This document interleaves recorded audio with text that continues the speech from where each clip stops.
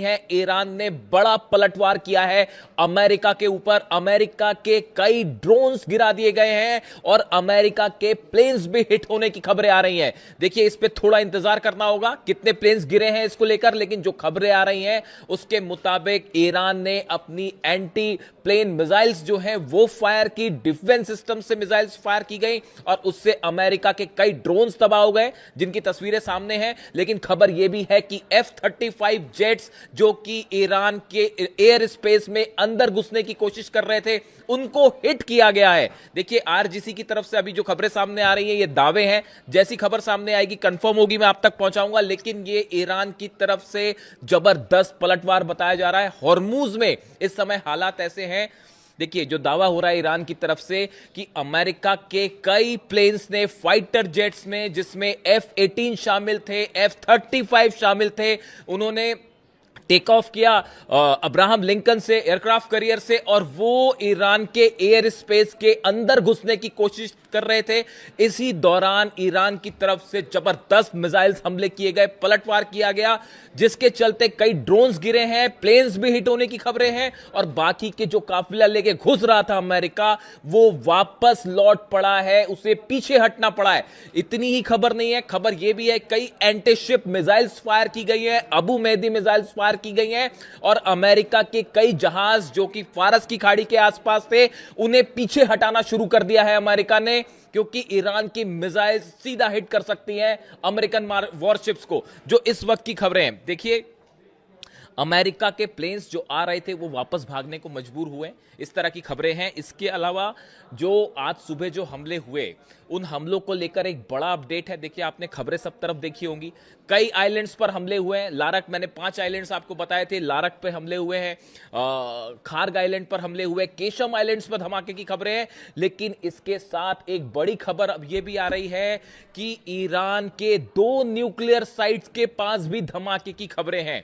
अभी इसके बारे में और डिटेल आएगा, मैं आप तक पहुंचाऊंगा। खबर यह है ईरान के 2 न्यूक्लियर साइट्स पर धमाके की खबरें हैं, उन्हें निशाना बनाने की कोशिश की गई है और यह हमले इजराइल की तरफ से किए गए।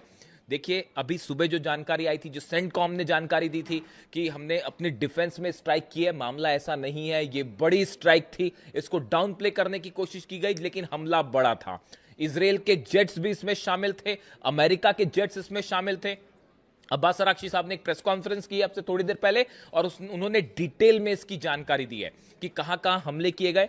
उन्होंने कहा हम आकलन कर रहे हैं कहां कितना नुकसान हुआ है। लारक द्वीप पर सबसे ज्यादा नुकसान की खबर है। अब उसके बाद ईरान की तरफ से बड़े ऐलान हुए हैं। पहला, इस समय जब मैं आपसे बात कर रहा हूं, हॉर्मूज में अच्छी खासी भिड़न जारी है, दोनों तरफ से हमले इस वक्त भी जारी हैं और ईरान ने बड़ा मिसाइल लॉन्च किया है हॉर्मूज के आसपास, अमेरिकन जहाजों पर, अमेरिकन एयरक्राफ्ट पर। अब देखिए, इसके अलावा जो खबरें हैं, ईरान की तरफ से 2 बड़े एक्शन हुए हैं। पहला तो ईरान के सुप्रीम लीडर मुस्तफा खामनेई का बयान सामने आया है। उन्होंने ये बात साफ कर दी है, उन्होंने कहा है कि जिस तरह से ईरान पर हमले किए गए, इसका बदला लिया जाएगा। उन्होंने इजराइल को कैंसर बताया। उन्होंने ये कहा जैसे कैंसर का ट्यूमर होता है, उस तरह से इजराइल है और इजराइल को नक्शे से मिटा दिया जाएगा, इजराइल को खत्म कर दिया जाएगा। इस तरह की बात, इस तरह का संदेश मुस्तफा खामनेई साहब की तरफ से आया है। जिस तरह से हमले हुए उसके बाद, यानी अब यह तय माना जा रहा है कि ईरान इजराइल पर एक बड़ा अटैक करेगा।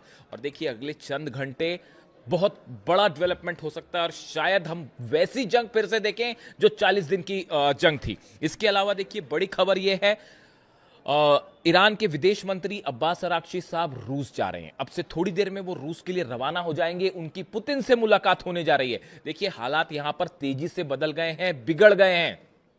यूक्रेन और रूस के बीच में बड़ी जंग छिड़ चुकी है। जिस तरह से हमले कर रहे हैं पुतिन, देखिए पुतिन ने 5 न्यूक्लियर मिसाइल्स दागी हैं पिछले 48 घंटे के अंदर यूक्रेन पर। अब मामला बिगड़ता दिख रहा है। और उसके अलावा लावरोव की बात हुई है मार्को रूबियो से, अमेरिका के विदेश मंत्री से, और लावरोव ने, रूस के विदेश मंत्री ने यह बात साफ कर दी है कि जब तक अब यूक्रेन को हम घुटने पर नहीं ले आएंगे, तब तक ये हमले नहीं रोके जाएंगे।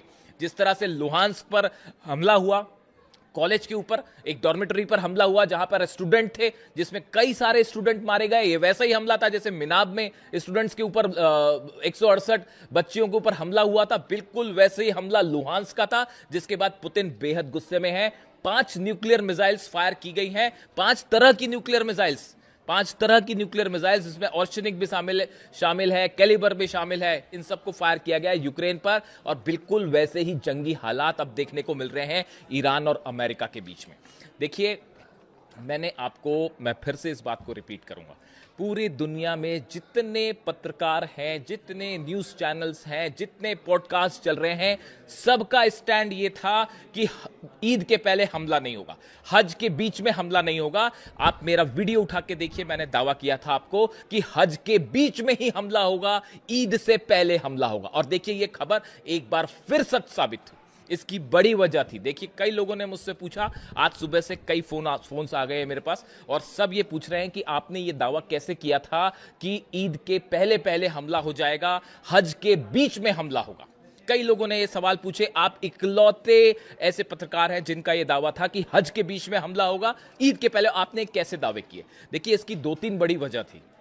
सबसे बड़ी वजह, अगर आपने नोटिस की हो, जिस आनन फानन के साथ सऊदी में डिफेंस सिस्टम तैनात किए गए पिछले 48 घंटे में, वो बड़ा ही अस्वाभाविक था। इसी तरह के डिप्लॉयमेंट यूएई ने भी किए हैं। आप देखिए, सऊदी में मक्का मदीना के आसपास, काबा के आसपास जिस तरह से डिफेंस सिस्टम तैनात किए गए, ये यूजुअल प्रोसेस नहीं थी। आप इसको समझिए, डिफेंस, अगर आप इस बात पर नजर रखें तो यह साफ बात दिखाई दे रही थी कि सऊदी को इस बात का डर था कि ईरान अचानक हमला कर सकता है। अब सऊदी को इस बात का क्यों डर था? क्या सऊदी इस बात को जानता था?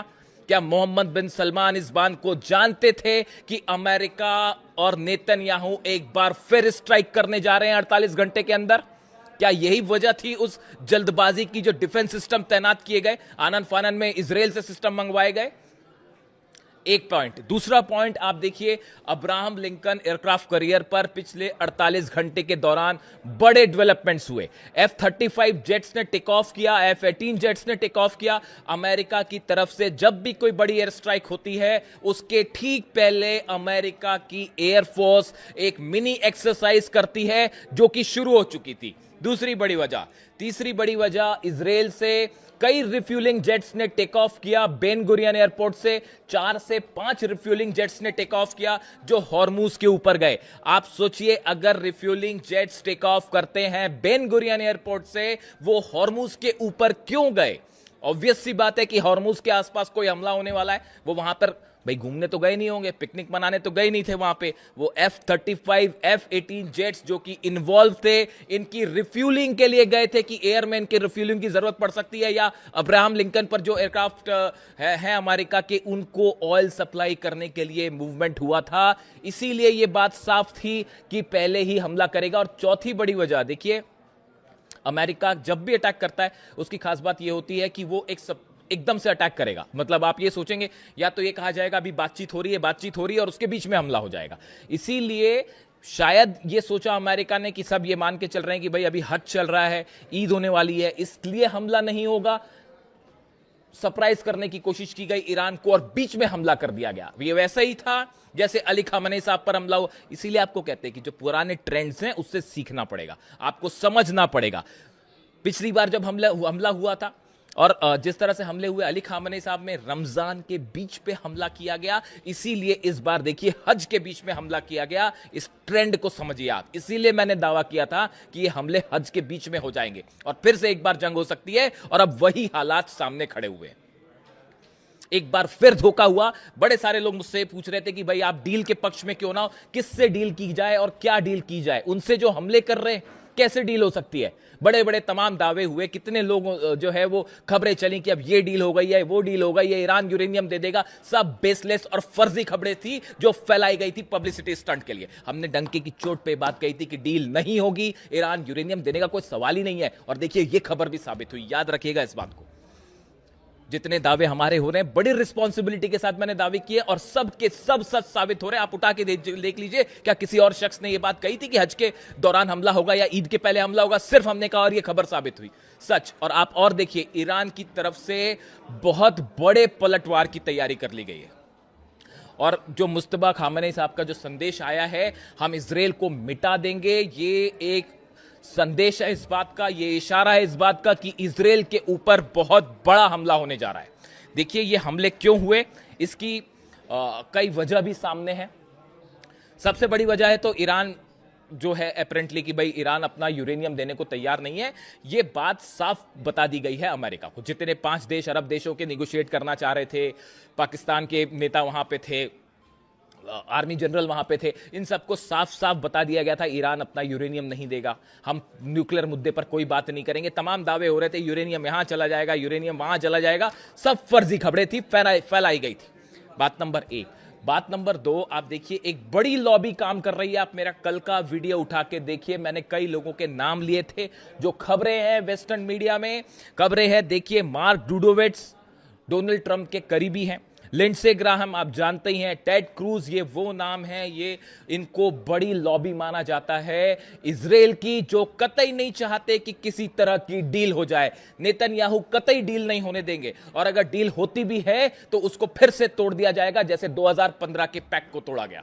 इसीलिए ईरान विश्वास करने को तैयार नहीं है, इसीलिए मुस्तफा खामेनी कह रहे हैं कि हम विश्वास नहीं करेंगे। और अब हालात ये है, देखिए बड़ी इस समय ईरान खास तौर पर हॉर्मुज में, चूंकि हमले आइलैंड्स पर हुए इसलिए अभी पूरा फोकस जो है हॉर्मुज में, और हॉर्मुज में इसको जंग कहते हैं, सीधी सीधी जंग छिड़ी हुई है। लेकिन अगले चंद घंटों में ईरान की तरफ से बड़ा मिसाइल अटैक हो सकता है। और देखिए अब्बास अरागची साहब तुरंत पुतिन से मिलने भी जा रहे हैं, हो सकता है कि इस मुलाकात के बाद एक्शन देखने को मिले। लेकिन फिलहाल ईरान की तरफ से हॉर्मुज में कई मिसाइल्स फायर की गई हैं, और उसमें अभी कितना नुकसान है अमेरिका को, ये थोड़े वक्त पर सामने देखने को मिलेगा। लेकिन अभी हालात ये हैं कि ये बात साफ हो चुकी है कि कोई डील जैसी संभावना ही नहीं है, पूरी तरह से खारिज है। अब्बास अरागची साहब की प्रेस कॉन्फ्रेंस थी अब से थोड़ी देर पहले, और जो बातें उन्होंने कही, उन्होंने कहा कि हमारे को बिल्कुल बदला लेने का पूरा अधिकार है। उन्होंने कहा इंटरनेशनल लॉ, यूनाइटेड नेशंस के चार्टर को अमेरिका ने तार तार कर दिया है। हम एक बार फिर बात कर रहे थे, इजराइल की तरफ से बीच में ये हमले हुए हैं, तेहरान पर भी हमले हुए हैं, तेहरान के आसपास भी धमाके हुए हैं, 2 न्यूक्लियर साइट्स पर धमाके की खबरें हैं। इसका बदला लेने का हमको पूरा अधिकार है। और अब देखना यह है अगले चंद घंटे में ईरान की तरफ से क्या रिप्लाई देखने को मिलता है। जो भी अपडेट होगा मैं फौरन आप तक लाने की कोशिश करूंगा। कमेंट करके बताइए इस वीडियो को लेकर आपकी क्या राय है। Thank you so much.